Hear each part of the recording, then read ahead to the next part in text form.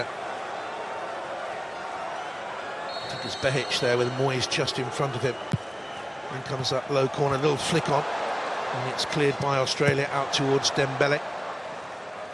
Some questions to ask for him at this World Cup. He hasn't had the best of times since moving to Barcelona, but he's now injury-free, and that's crucial for them.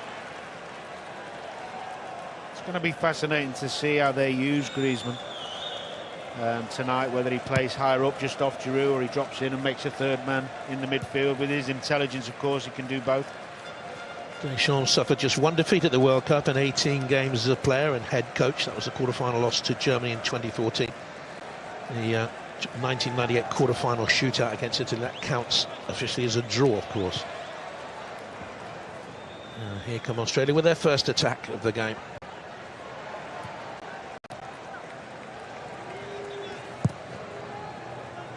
And they found a little bit of space here for Brownie McGree. And the shot goes well wide from the Middlesbrough midfielder. It's not a bad opportunity, that. Plenty of space. Whether the pass was a little bit lucky or not, yep. Gets it out of his feet. He'll expect to do better there. He just dragged it. Maybe a little bit nervous in the opening stages of this game. And one goal in qualifying. It was against Vietnam. It was an exhausting qualifying campaign for them. As Gary was indicating earlier, more than 1,000 days, involved 10 countries, 16 of their 20 matches had to be played abroad. McGree.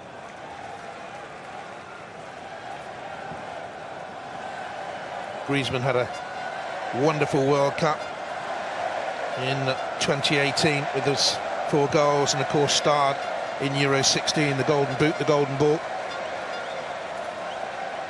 There's the giant at the back, Harry Souttar, at 6'6", and a cruciate knee ligament injury. The Stoke defender, just the 1 game in a year.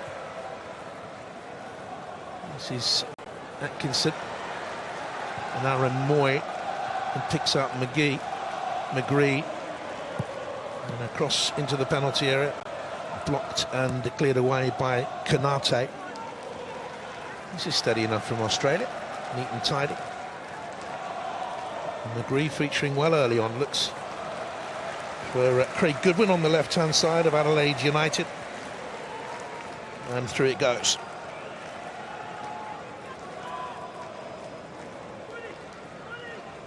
Perhaps talked in the warm-up to this, Didier Deschamps, about the need for unity. This has been a problem in the French dressing room in the past. My priority is unity, he said. Is there real harmony? Well, Pogba and Benzema are big dressing room egos. Neither of them are there. Might be a blessing in disguise. You never know, Danny, do you? I think it's a great point. There's a lot of young lads now. We were more likely to get on with the job in hand. The performances will show us, I'm sure, but at the moment they look comfortable, they look together. Mbappe tight to the left-hand side. And a lovely run from him, just dispossessed in the end by Atkinson, and swept away by the Australian defence again. And a hard night for Souttar and Rolls. You would think the centre-backs up against Giroud and the full-backs up against Mbappe and Dembele, with Griezmann floating around as well. Goodness me. I think for both full-backs, they're going to have to get some help with those players in front of them. Leckie and Goodwin, that's probably why they've been selected, because they do the hard yards, try and double up, because one-on-one against the likes of Mbappe and Dembele, you're going to get done occasion on more than one occasion. Moy isn't playing quite as deep as he did in the playoff success when he really drove the game against Peru. When he played in that very deep role for Celtic once this season, they were beaten away at St Mirren. He's dropped in there now, look, the number 13, but I think he's actually shaped to be playing alongside Irvine and McGree in there. He's a genuine 3. We'll wait and see. He's slightly behind them now. He's got an important role, Jonathan. He's got to be the playmaker, the one that slows it down for them, gives them a breather by keeping the ball rather than constantly chasing the ball, as we can see now. Short passes, just keep moving and keep getting on it. Strangely, they left Tom Rogic out of the squad. Very talented playmaker, but not here due to 1 or 2 problems. And of course, then they have missed 1 or 2 injured as well. So they will lack creativity in that department. Behic out wide to Goodwin. Just trying to slow the tempo down a little bit here against the world champions. McGree. Moy battling hard with Griezmann.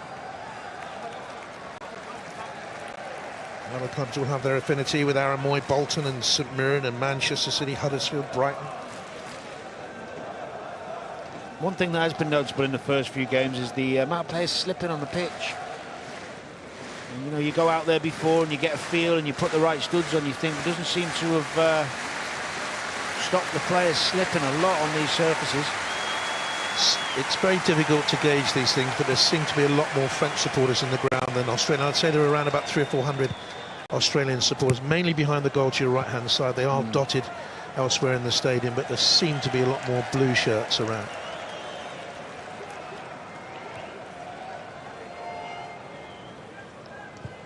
Moy, when's Kai rolls out from August through till November the 6th with a metatarsal problem. So many players have come into this competition carrying injuries or recovering from long-term ones like this man. Real danger at set pieces, Suter, if they manage to get any. Behic tucked in.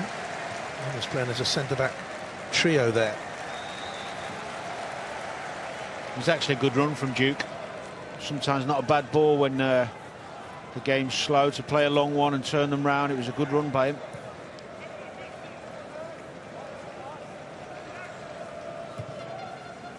Long then by Suter. And this is a good run in off the right-hand side. Leckie with the cross the far post. 1-0 Australia! Sensational! Craig Goodwin! Wow. France have got all sorts of problems with injured players and they're trailing by a goal to nil.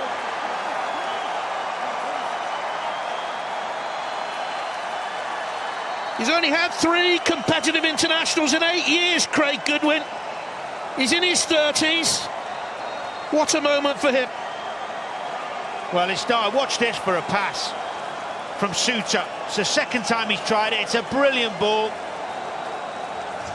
Good bit of skill from Leckie. Great ball to the back post. And there's his opposite winger, Goodwin. Not an easy finish either. Keeping it low, making sure you hit the target, not trying to hit it too hard.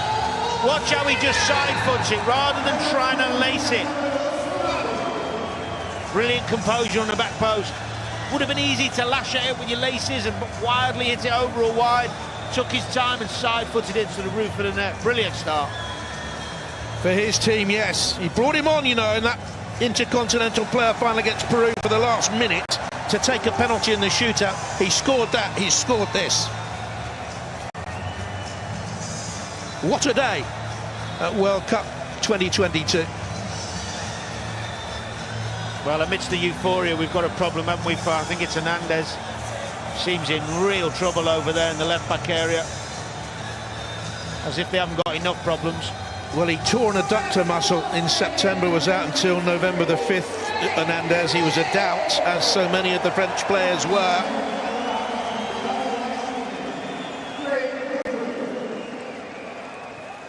What a shock.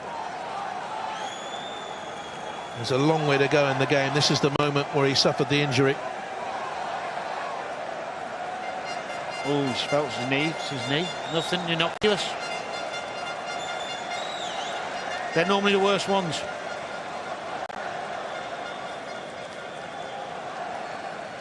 No one was with Goodwin. Who should have been there? Unbelievable. The only previous World Cup match between the two nations came in Russia, and France won it with that own goal. And his World Cup opening night could be over, you know.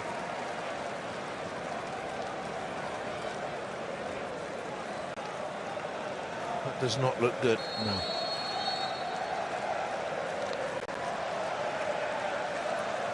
And they will have to make a change, and it will be his brother Teo who will come on.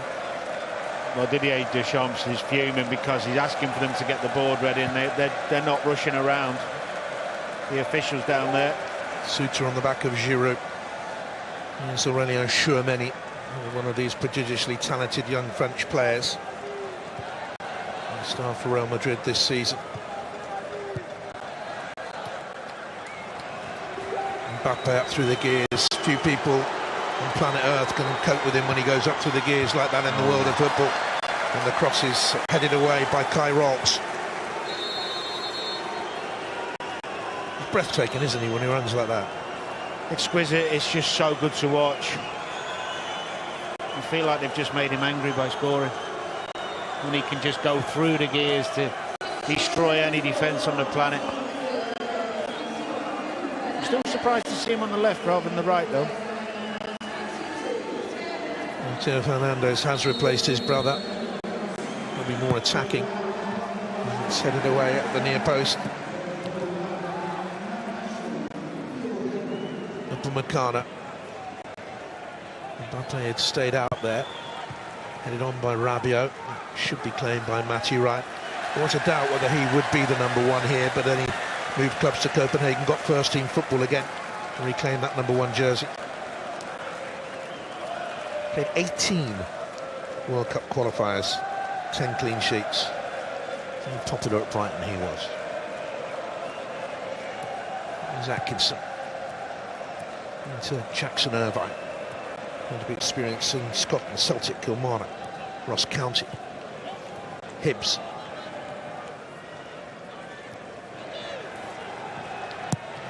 And away by Ryan. Sailed out of play.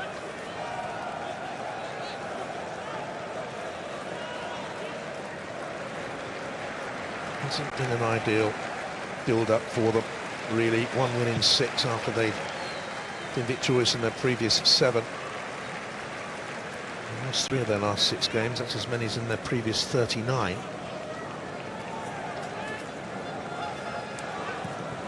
Griezmann.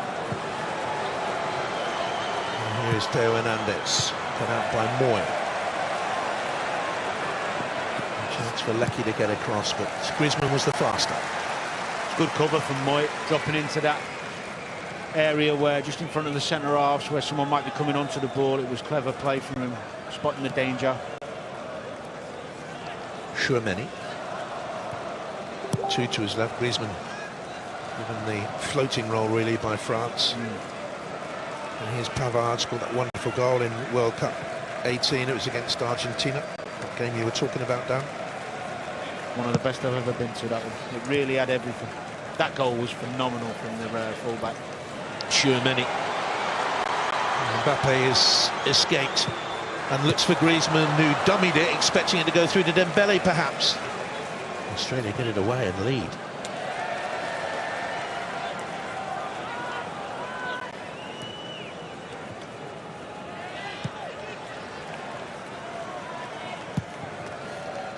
Well, we'll just kick for yardage there, really nothing more. Irvine, a cursory challenge. And here's Rabiot.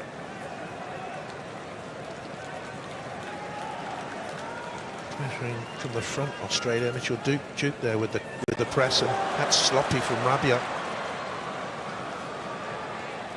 Moy.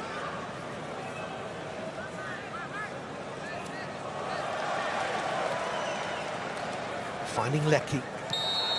Lecky was fouled. Good play again from Moy, using all his experience there, not getting flustered, not panicking, playing a long ball and giving possession back, nice and short, distances, get it back, give it, get it back. Frustrate those French midfielders, make them work hard to get it back off you. Didn't get enough game time out in Shanghai in China, needed to come back and play more regular football, did so with Celtic, and he's found his feet again, Aaron Moy.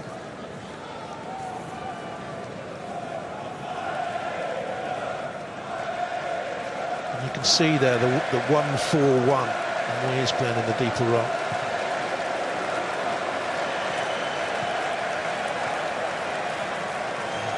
Just about hear the French supporters. The sound floating away in this air-conditioned stadium.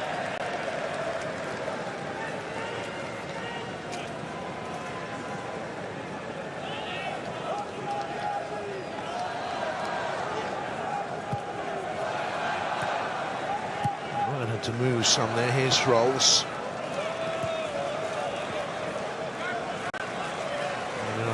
Off Salzar's is Bajic. He was fouled. Good play from Bajic, but it was too easy to play out. Giroud pressed, and then Dembele went in on the left centre half and completely left the left back. Can't press on your own with no one coming behind you. It's too easy to play out for the Australians. Chouameni. Great run of games in the French side since he made his debut. This is his 16th consecutive international. That's brilliant from the superstar Mbappe, and the cross in from Hernandez. We can use that term for him because, as you heard earlier on in the programme, he uses it for himself now. Superstar. And why not? That's how you describe yourself. That's it, absolutely right. You often find your best friend is looking back at you in the mirror. Boy, it's a lovely ball away towards Lecky. And dumped.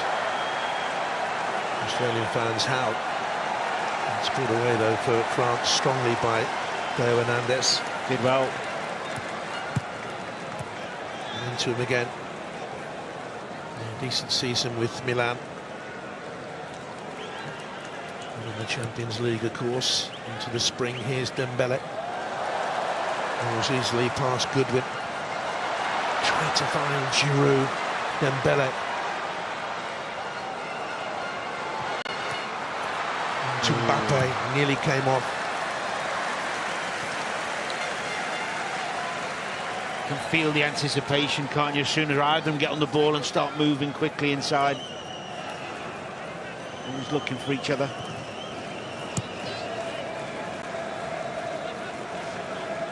Hernandez. Here's Konate. He's the one international in the last 12 months. It was against Denmark in September. They lost 2-0. Chouameni. Mbappe finds Pavard.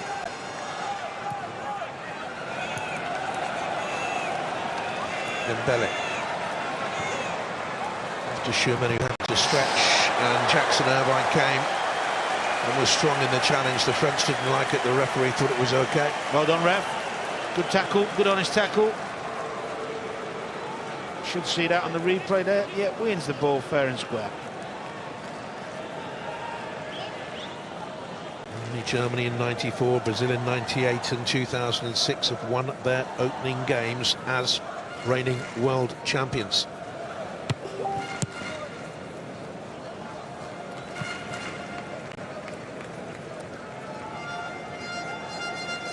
Chouameni. Griezmann. Now beginning to play more football. He is as well at Atletico Madrid after that weird contractual situation.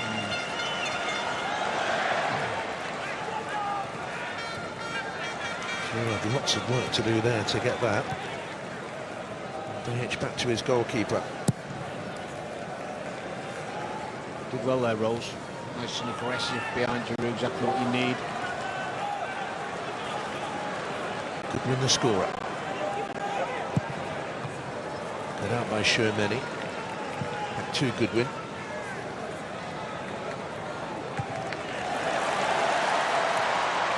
And then firmly was Rolls.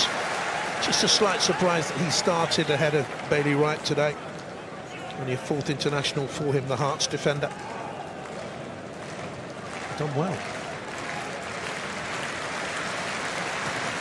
Griezmann. Giving that away. This is Irvine. And now Hernandez for France. Oh, sloppy again.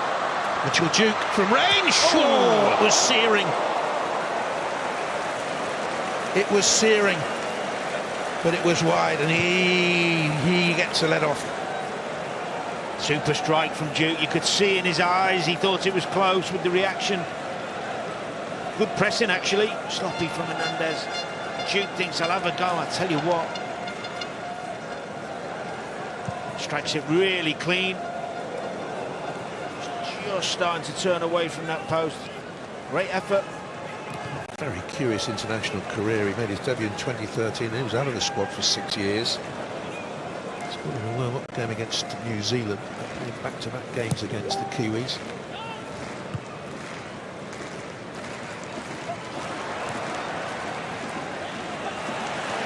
Hernandez has lost possession again. It's happening too often for France. And here's Riley McGree and Goodwin pulling Pavard out wide. A good setup by Australia. Goodwin on the left and Leckie on the right. Aaron Moy pulling the strings, the Celtic midfielder. He is indeed. Problem a little bit for the French. They play with the three front lads, but Griezmann's is supposed to be helping out in that midfield three. It's not really his game, so it's quite easy to play through them. It should benefit them when they attack, of course, because they've got all the abundance of quality high up the pitch. But when Griezmann drops in there and they start playing, it's not his natural game. He does work hard, but he's not particularly got the tenacity to play in a midfield three. Mbappe to Hernandez.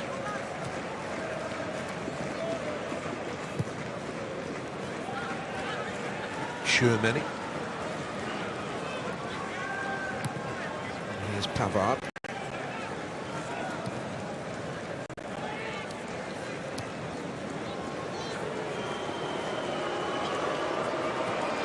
Mbappe turning away there from Leckie and trying to roll it down the line, and they doubled up with Atkinson.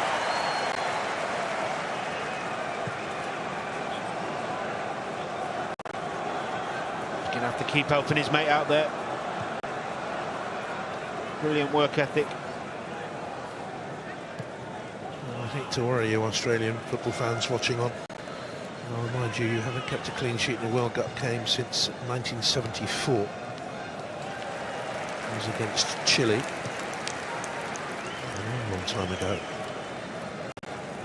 One clean sheet in 16 World Cup games. 2 wins in that time, but goodness, this would make up for it, wouldn't it?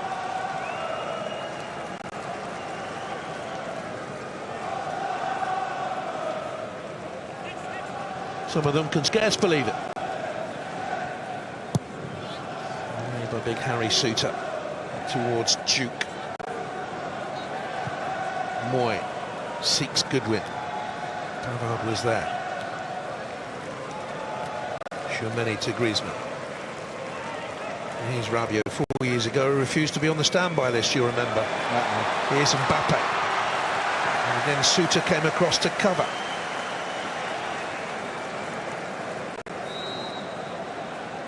He's had a terrific start to the game, Suter. Full of confidence, reading danger, good with the ball. You need to continue that. Here's Kanate. Now Hernandez. An 8th international for him. Very inexperienced back four for France, apart from Pavard.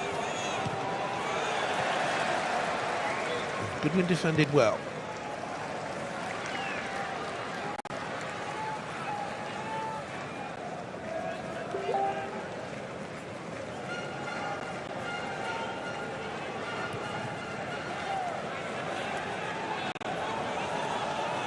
Dembele into Griezmann. There was cover there again. Aren't they working hard at the back? Yeah, again, Rolls this time, spotting the danger. It's also terrific to see the two lads, Goodwin and Leckie, getting back, and sometimes it ended up a back six, but helping those full-backs out, trying to restrict the French. Goodwin's goal leads the game. In comes the corner, headed away firmly.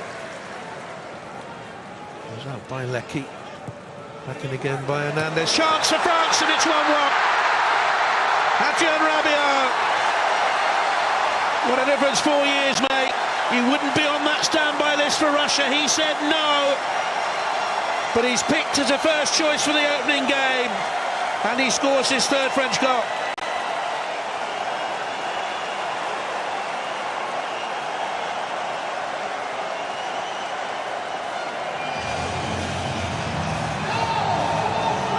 They'll be disappointed, Australia. Second phase from a set play, they're trying to step up. It's a brilliant ball in from Menendez and a great run. Just not picking up the men as they come out on that second phase. What a terrific ball in. Makes the header much easier when there's pace on the ball, whizzed in like that from Menendez. Pressure is eased for a while on Didier Deschamps. He's been in decent scoring nick for Juventus this season with 5 goals. Scored in the qualifiers against Kazakhstan. Has that ability, should score more.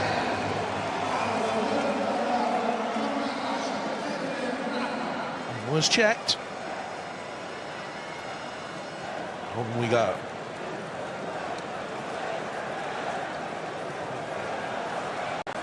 It's a corner. A little bit of sloppiness, lack of care.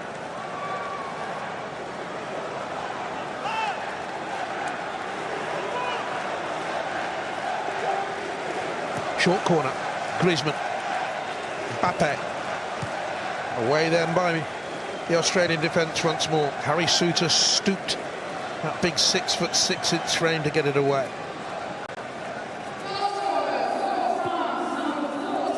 Shermani. And here's Konate. And Dembele.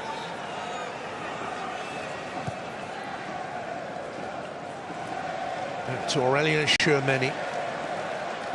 From Rouen in France. Here's Mbappe, the Parisian, and he's forced another corner kick, and they're well on top now, Dan. Yeah, they've upped the tempo, and the rotation of the positions is really difficult for Australian defence to cope with. Sometimes Mbappe comes in centrally, Griezmann will go out left. It's so difficult when you've got intelligent footballers moving all the time and quick passing around you, but credit to Australia, you know, they've done well organised. Rabiot back to goal, he's moved away from it. In came Konate behind him. And this is Dembele. Menendez will have to seek that out, and here's Griezmann. They're finding space now. Well, they very nearly found a second goal. Giroud with the header over, just couldn't quite climb enough. I think he was just offside anyway, but again, it's that cross, isn't it?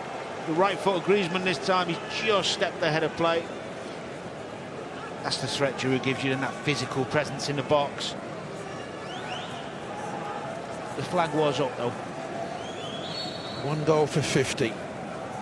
Thierry Henry has 51. He hasn't scored in 11 matches, though, at World Cup finals, going back to 2014. Or 11 goals in major finals, I should say. There's been this sort of snobbish attitude. People have poo-pooed Giroud over the years. 244 club goals. I know. He's been terrific. You wouldn't want to play against him, I know that much. You wouldn't want to wait to do a post-match interview for him. He used to be the last one out and make himself absolutely immaculate for the TV cameras.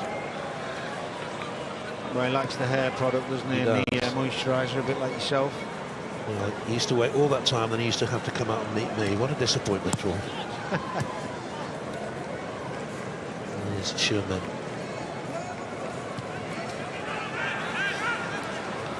Konate. Pavard. Half an hour played, 1-1. Mbappe coming off his marker. Super opening half hour. Rabiot, look at the space. Menendez has Shermani in support. Cut around the corner to Makana. And they call for Ryan to come, and he's come and play.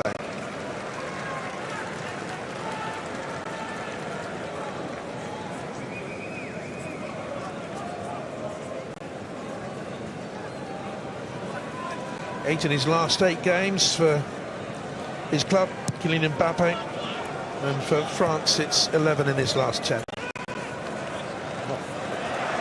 And here he is, look at that, to Rabiot. Giroud has pulled away, and Giroud scores, and that's 50 for him, for his country, and 1 nearer the record, and France, the world champions, are ahead.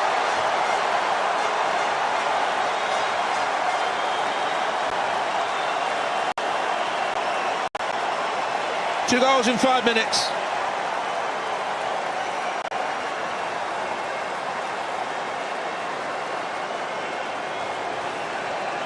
They're beginning to purr. It's been a good recovery, hasn't it? Gone through the gears. And that man Mbappe involved again, of course. Simple tap-in for Giroud after poor decision, really, from Australia. High press, that is, from the French. Good from Rabiot. Look at that for a flick from Mbappe. Can you pick the right pass out? Yes, of course he can. The elegant Rabiot getting inside the box. But it's that touch from Mbappe, isn't it? It's that awareness. Few players would even attempt it. Few players have got the ability to do it, and Mbappe has. And a half a century goals for his country now, for Olivier Giroud. At 36 goes on scoring and scoring.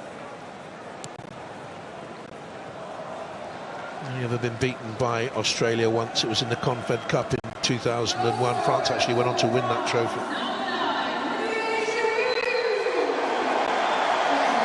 Roar from the French supporters. Most of them are away to the left-hand side of us, behind the Hugo Lloris goal.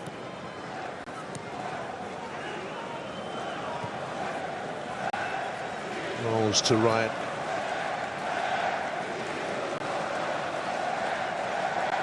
Suter brings it away. And they've lost their way, Australia, a little bit. Yes, it's the quality of the French forwards, isn't it? So hard to play against and contain.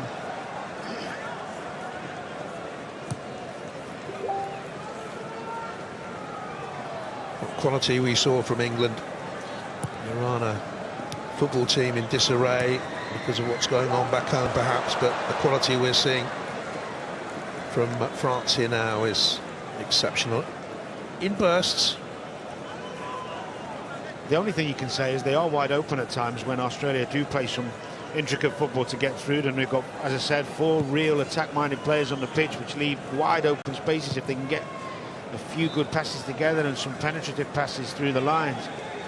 Giroud was terrific there. He pinned Kyle Rolls, and a lovely flick from Mbappe. And off goes Hernandez. And Mbappe with space into which he can run. A frightening thought for Australia.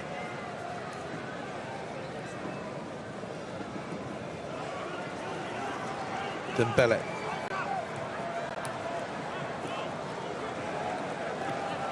Griezmann. Here's Dembele.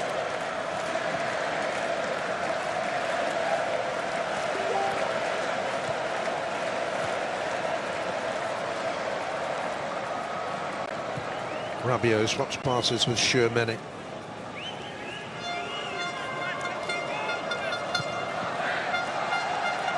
Konate finds Dembele again. So dangerous on either flank, France.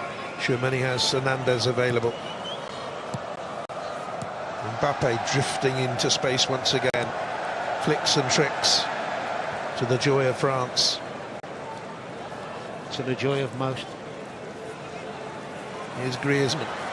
Mbappe, flag stays down. Oh, he just took it away from Giroud there, did Griezmann.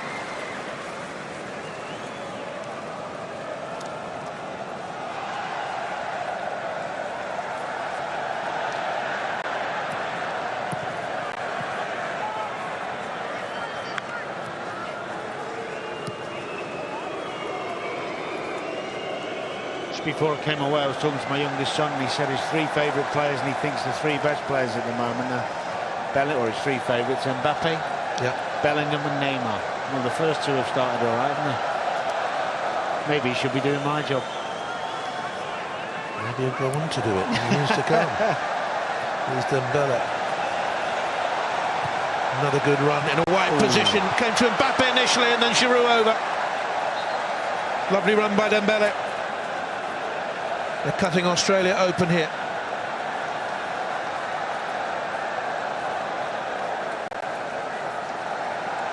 As I said before, I mean it's a wild shot actually from Mbappe. I don't think it was going in, but the fullbacks, if they're left one-on-one with the pace and the skill of these 2 wingers, they're going to have a difficult evening.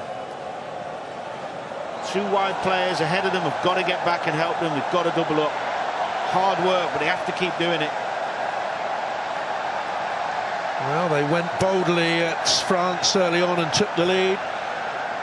Good win after 23 minutes. It didn't last long.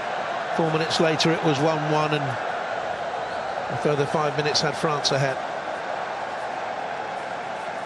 And let's not forget France have lost Juan Hernandez to be replaced by brother Teo. It's poorly round the corner, really. Don't need to rush possession now, do they, Danny? They just need to consolidate a little bit. Yeah, try and gather themselves, slow the game down a little bit, stay in it by being just behind by 1 to half-time. Sure, Manny's been terrific in that role, you know, closing, pressing, winning the ball back. Yes, it's an Australia throw, I believe, but it covers so much ground so very, very quickly. Effortlessly. Glides across the surface, and he spots danger so well, and he can play. He was another who suffered because of this concertinaed season to fit in the World Cup. He was out for a month with a muscle strain. There's Rolls.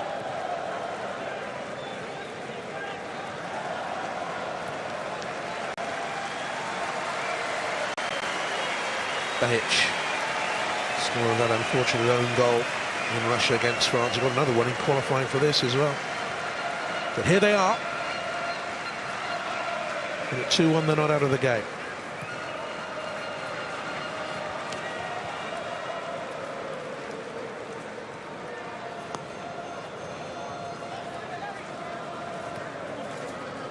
Goodwin. Bahic. Dundee United. Much troubled. From Green Gully originally he was. Goodwin.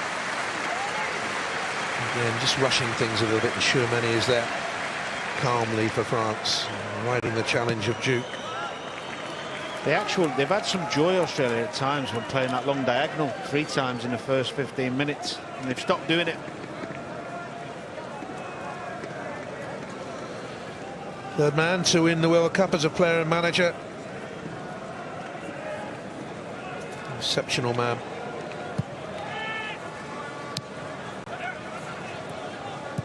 He has his critics in France, and he needed a good win here today. Griezmann. Look at the space now for Teo Hernandez, and he's a wonderful attacking left back, left wing back.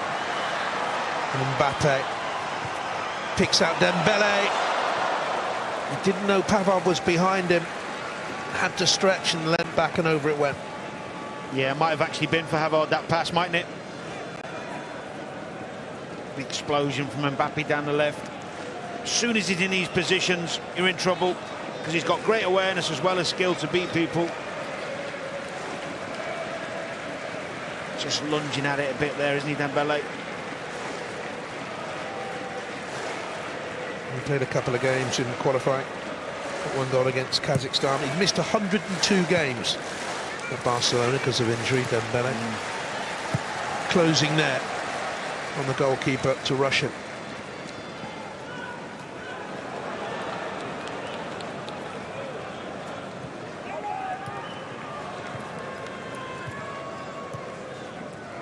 Here's Rabiot. Shermani. He moves on the ball and controls tempo. The things, he reminds me of a young Pogba, you know, when Pogba was at his best.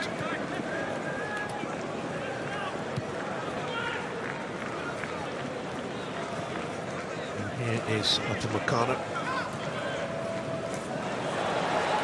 Mbappe, he's sublime.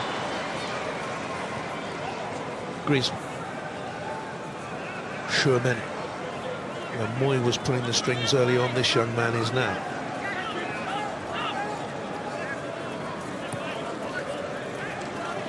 Four to go until half-time. The world champions ahead. It's not a good ball in though. Suited for Australia. Misplaced the clearance. Giroud, Shermani, Dembele. Mbappe's well placed, coming towards the ball. Squeezed off his toes and away by Kaya Rose. Rolls.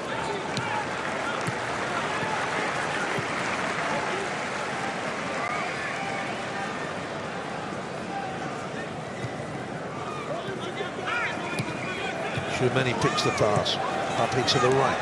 Now Dembele. Here's to Pavard. Seems to be more blue shirts on the pitch than yellow ones. Here's Dembele. Thought about the cross to Giroud. Looks for Mbappe. For the yellow shirts there. Here's Griezmann.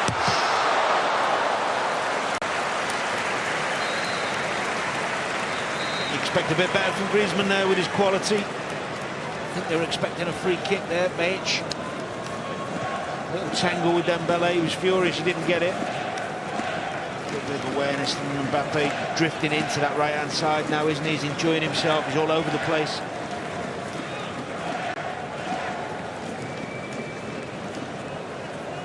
There's an obligation for Atletico to buy him permanently from Barcelona for £40 million.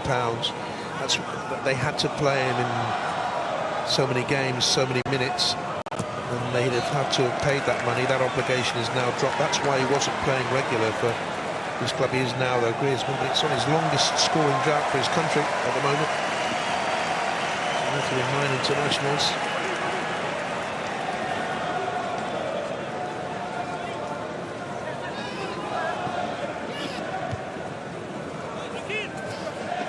Griezmann.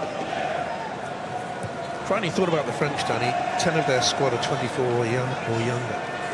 They'll be here again in 4 years' time. Yeah, they have such an abundance of talent coming through. Seems never ending, doesn't it? And I think of the players that aren't here as well. Daniel Atkinson, the Australian fans' favourite for the right-back berth. Now Moy. Rolls.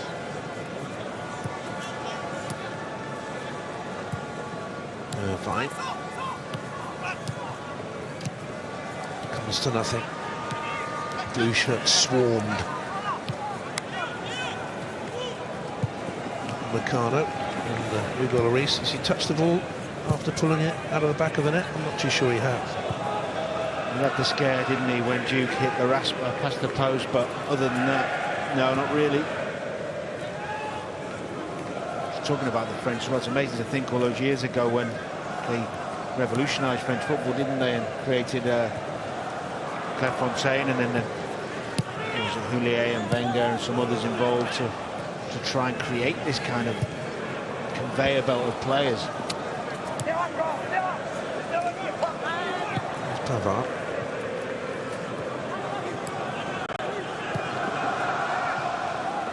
To Meccano. Last 30 seconds of the half. Griezmann in behind here. Chest control. Looks for Mbappe. Oh, it should have been 3. He knows it.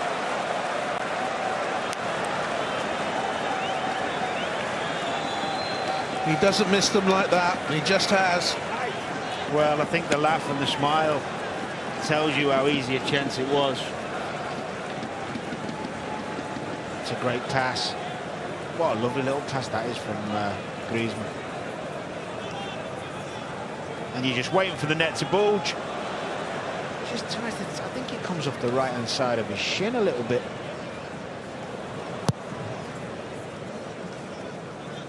Will the French be holding that, the real one, 3 weeks' time? Did you see Didier Deschamps' frustration? I'm not sure he's going to be advising Mbappe on how to finish, is he, anytime soon? Strength from that of Meccano.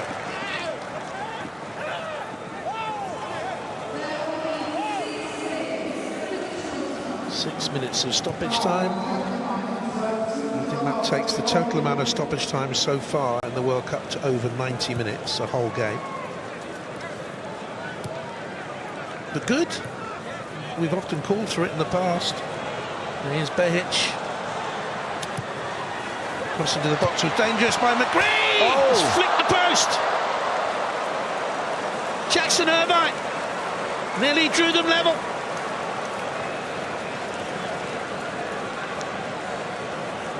Whisker away. What a great run into the box from Jackson Irvine.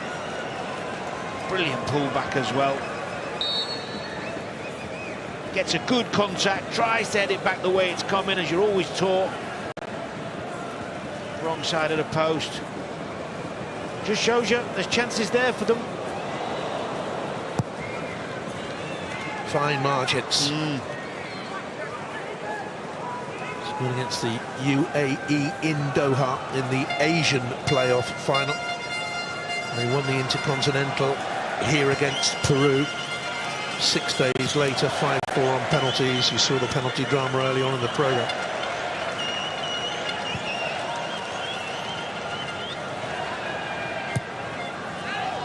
Just a reminder there for France. Plenty of countries will be watching this, the coaches in their various training camps around. And yes, they'll be worried about the potency of France, but they will be looking at that French defence. Yeah, I think you're right. Jonathan. There's certainly some weaknesses in the way this formation is set. Maybe it's because they know they're playing a team of lesser quality and they can dominate them.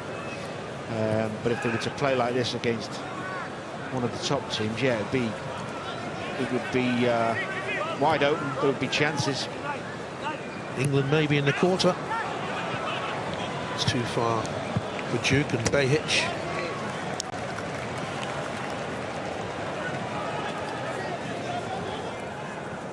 Duke, one of 8 siblings from Liverpool, not that one, Liverpool, New South Wales.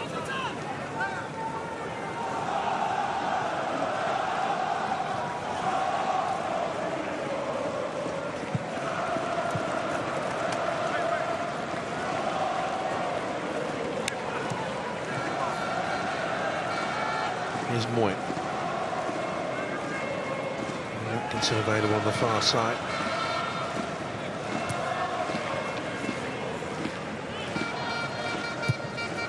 Bad. Towards Mitchell Duke, up alongside Ibrahim Kanate. See, that's the type of ball I was talking about before, because he's very capable of it, Suter. He's hitting some lovely passes. When he gets his head up and he's got some runners, it's causing the French a few problems.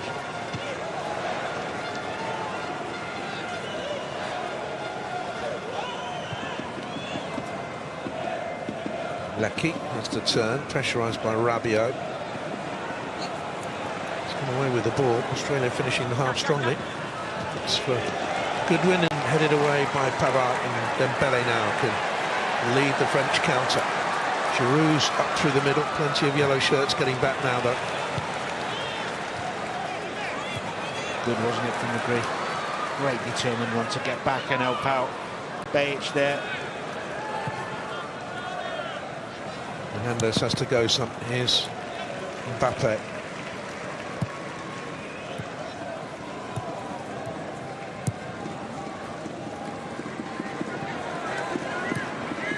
Pavard has been playing a lot of his football at Bayern centre-half this season. Is it again? Missed a lot of the qualifying through injury and then through COVID.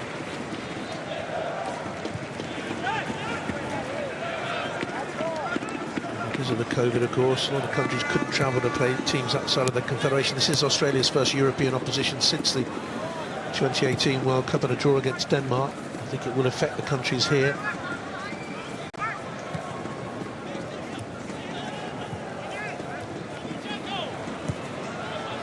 Aaron Moy for Australia.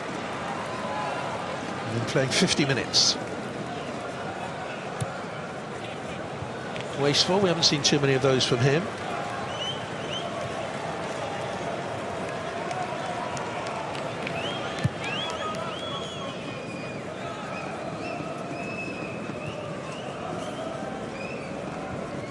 Good start for his team, but France have been the better team.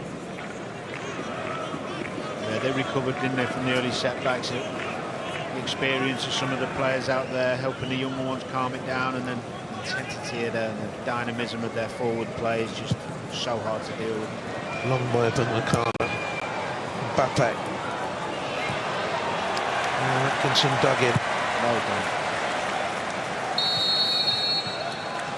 And the half-time whistle blows at the Al Janoub Stadium. Really good recovery from France's point of view, behind to Craig Goodwin after 23 minutes. It was a well-worked goal, superbly finished, but the lead was brief. Rabiot heading for France, and then Giroud 5 minutes later after a lovely move down the left-hand side. And the world champions lead at half-time. France 2, Australia 1. Yeah, cracking first half, another 6 minutes of injury time. A lot of you have been asking, actually, I've noticed, why are we suddenly getting loads of injury time? Well, it's a FIFA thing. They decided before the start of the tournament, any time wasting, but actually any stoppages, they would do it so we'd actually get more football, which is, I don't think, ever a bad thing. That was a good watch, wasn't it? It was a really good watch, and Australia, to their credit, put France under huge pressure, and it took them to score that goal for France to wake up, I thought. I mean, France are causing all sorts of problems on either side, Dembele and Mbappe, right side and left side, and that's where they've had a lot of their joy, is when they've isolated the defenders to 1v1. They just can't stop them. They're that good and that quick that they're getting in behind on numerous occasions. But Australia have made a real tough game of it. Yeah, they battled away, and getting that goal gave them something for a while, didn't it? That's exactly what I said before the game. Yeah. They're a difficult team to play. They managed to score first. What an amazing goal. Mm-hmm. I think there's a few mistakes from defending mistakes from the French players. Yeah. But what a beautiful goal. Yeah. Did anything surprise you in that half? No. I mean, you can see all the qualities are at show from France. Yeah. But they'll be worried about the fact that Australia has been able to manage a few chances. You know. Yeah. And one of those came obviously very early, a magical moment for Craig Goodwin, something he'll never forget, whatever the scoreline ends up in this match. It was a really well worked goal, though. I mean, it's been a theme that Suter there can do that, and has done that several times out into to Leckie. Unfortunate injury there, but Shame. you can just see him coming in there, Goodwin, can't you? But watch Pavard. He doesn't even look at him once. He doesn't even know he's there. For a fullback, that's his responsibility. Look, he actually jogs towards the edge of the box. He runs in behind him. Look, Pavard. There's no awareness at all where Goodwin is. He just doesn't know where he is. Should we ask the defender about that? Vincent, explain, please. What's going on? No, I can only say he can't have seen him, because nothing is done is natural in this movement, but he's just not been scanning. But he should know it, because it's the winger who gets on the back post. Yeah. It's your first job as a fullback. Yeah. 1-1, you noticed the equaliser, it came funny enough from the second phase from a set piece, and you've spotted possibly why he found so much space. Yeah, I mean, it's the relationship between, in this case, it's Beige, the fullback, left fullback, who goes and takes his position on the back post, and you can see that Leckie, who had the assist on the goal, and if a winger comes at the front post, and as that ball gets played, they're supposed to stay in their natural. They're supposed to stay in that. So he clears it, actually, Leckie, and they're supposed to stay in that position in the back line. You can see Leckie trying to get back behind the centre backs, and usually you'd say you can see it's a half space cross, so you take a few steps back and you know he's going back post. So centre backs could have done better, but I think it's a little bit of a design issue when you get a winger in that position. Wonderful ball in, though, isn't it? Yeah. Fantastic. Great ball in. Nightmare for defenders, getting them running back towards their own goal, and it's a fantastic header. And they needed it, didn't they? Because they hadn't really carved out too many opportunities at that stage. Yeah. Didier, Olivier Giroud, 50th goal for France, one behind the great Thierry Henry. Fifth goal at a major tournament. Is he underrated? I think he's underrated. He's a different player compared to Thierry Henry, who is more explosive. Yeah. But he won the league in Italy. He won the league in I think in UK, in England. Is he with With Chelsea, maybe. I mean, in France as well. Second top scorer behind Thierry Henry. Yeah. And when he plays, nobody really speaks about him, but he's scoring his goals. We spoke about him before the game, though, so we highlighted the importance that he is, and we said about, I don't think it was such a bad thing. I know Benzema is an incredible player, but proper goal, that one. He puts a shift in, and what he does is he creates the space for other people, and he deserves that. And yeah, what an international career he's had. Unbelievable. He really has. Kylian Mbappe, he missed a sitter at the end. But every time he gets the ball, every single time, there's 40-odd thousand people in this stadium hold their breath. And we did in the studio as well, because he's such a threat, isn't he, Didier? It's amazing the way, look at this, pace, dribbling, skills. You know, I just want him to focus on that last pass, but what he's showing now is what a great player, has to show. You know, like, dribbling, vision. The acceleration over the first 5 or 6 yards is actually scary. else. It's incredible. His awareness and the technique is he's an amazing player. But he is human. He won't want to see the sitter he missed, by the way. It's coming at the end of this.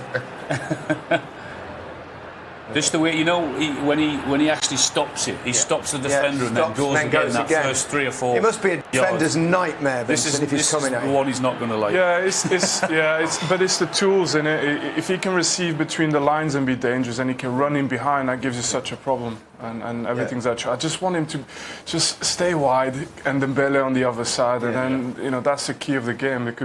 He was laughing, wasn't he, after that miss? But I can tell you inside he would have hated it. He'd been hurting badly. Australia, they nearly got an equaliser, didn't they? Just before half-time, Irvine hit the post. Worked it really well, actually, again.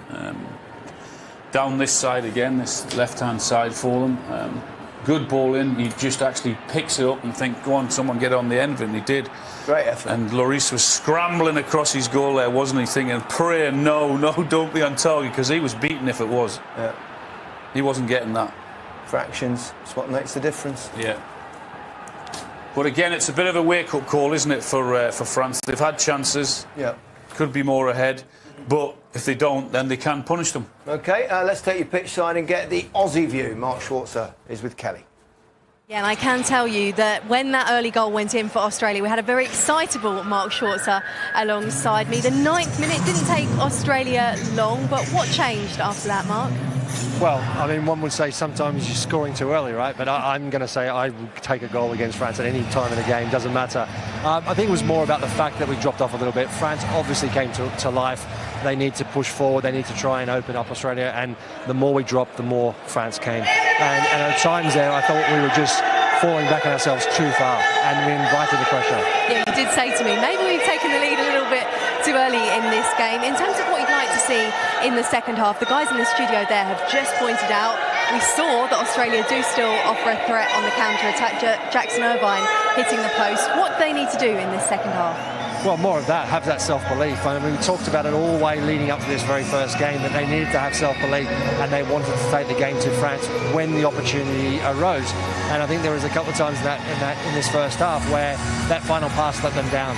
But they've also had enough opportunities there, certainly the Jackson Irvine one, where the belief will grow again after the disappointment to find themselves now behind. Yeah, a really impressive first half in parts from Australia. A reminder, they haven't won a World Cup game since 2010. Mark Schwarzer would like me to also remind you that he did play in that game. What a terrific goalkeeper he was too. As we've discussed, the choice of Qatar to host this World Cup has been a controversial one, as has the organisers' claim that the tournament will be carbon neutral. 7 of the 8 stadiums were built from scratch. Here's James Stewart. Qatar 2022, the first World Cup to take place in the Middle East, and an event that promised to be carbon neutral. A bold statement. So will it?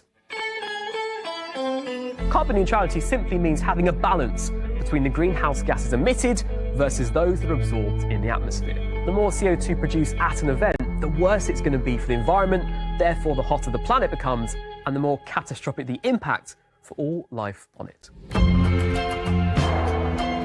The changing weather patterns is impacting the environment and its rich biodiversity. Earlier this year, we published the carbon footprint of the FIFA World Cup 2022 and together reconfirmed our joint pledge to make this next major tournament fully carbon neutral.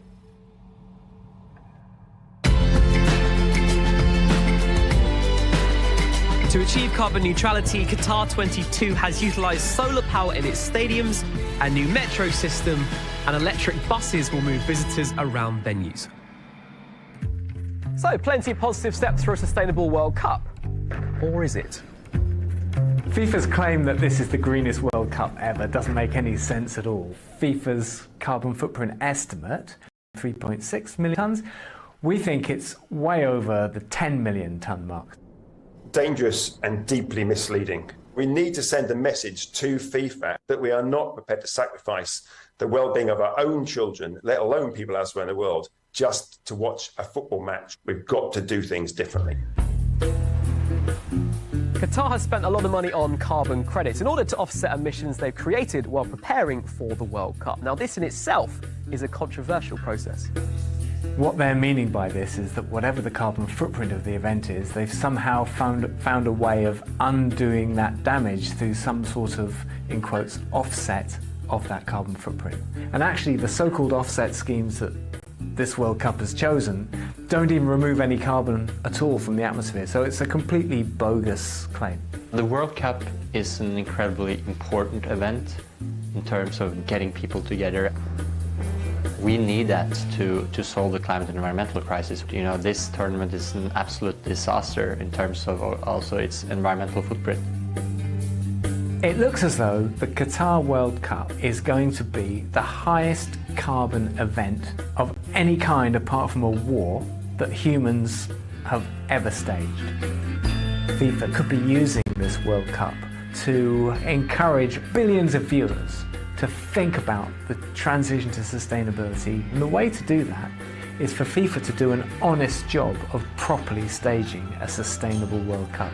They've done the exact opposite. So what do you think? It's clear that fundamental changes need to happen in order for future World Cups and other large events to even be considered sustainable. But will this be the last major football tournament that requires a majority of the infrastructure to be built totally from scratch? We'll have to wait and see.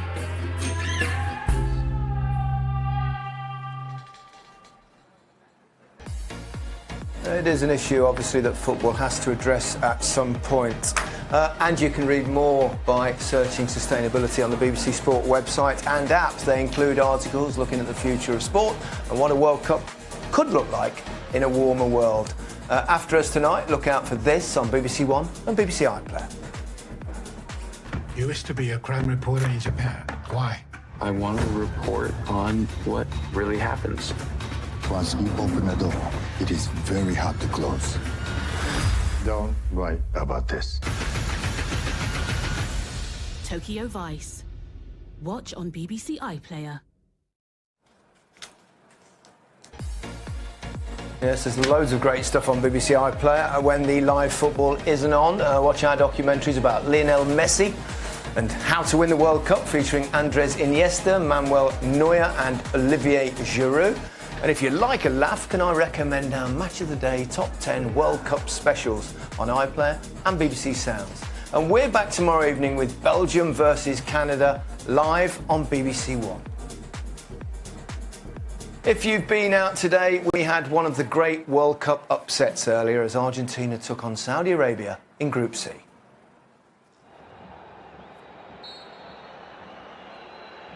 In from Messi then, punched away. The referee is being sent over. It's the holding there. 8 minutes in, Argentina penalty. Messi to give his country the lead, which he duly does. Of course it's him in the headlines already. Al-Malki's ball through. Al-Shiri has equalised for Saudi Arabia. What a moment for him, Saleh Al-Shiri, to shock Argentina and make it 1-1. Got the cross in, Otamendi's clearance wasn't a good one, it was whipped back in by the substitute in the first half, Al-Abid. And they're all at sea suddenly here, Argentina, and they're now behind. Al-Dasariri, the golden boy of Saudi Arabian football. It's one of the World Cup all-time shocks. They've been more aggressive than the Argentinians. What a goal, what a win as well. Little non-World Cup news for you, although it features a player that is in the World Cup. Certain Cristiano Ronaldo. He's to leave Manchester United by mutual agreement with immediate effect, the club has announced. I don't think any of us are really shocked by that. No, it was a sad end to his Man United career. He's got his wish. That's what he did the interview for. It was inevitable it was going to happen after that. I think it'll be really interesting to see if a Champions League comes in for him. Maybe Man United aren't that disappointed either, because that was never going to be a match Ten Hag and him. It was a very difficult situation the whole season, wasn't it? It's probably best for all concerned, isn't it, Vincent? Yeah, I think in the end, everybody loses, except for perhaps the Manchester United manager. And I think it's a problem that's resolved, and they'll move on from this, I'm sure. Take him at Burnley?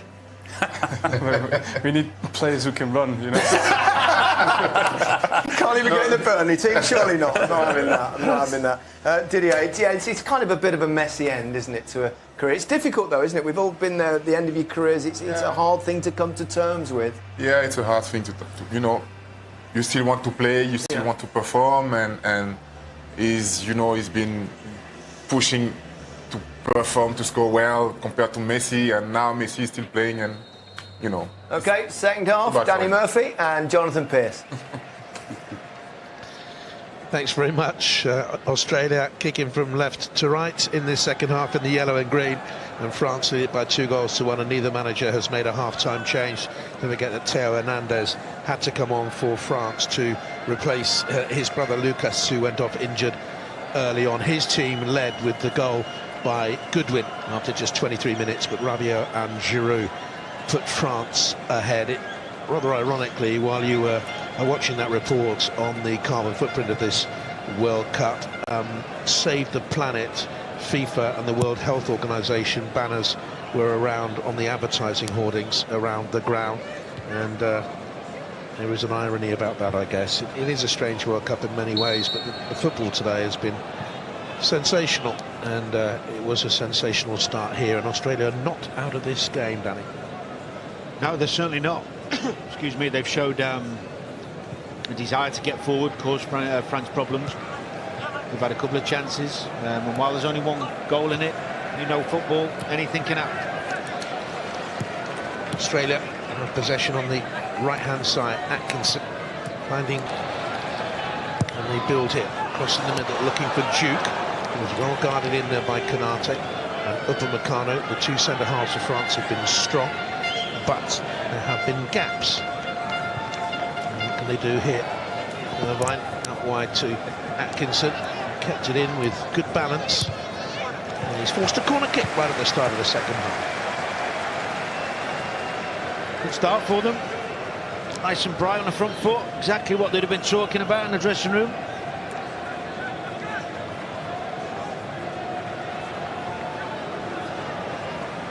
Well, they threaten France in the air here with big 6'6" Harry Souttar of Stoke City. He'll certainly be the target, won't he?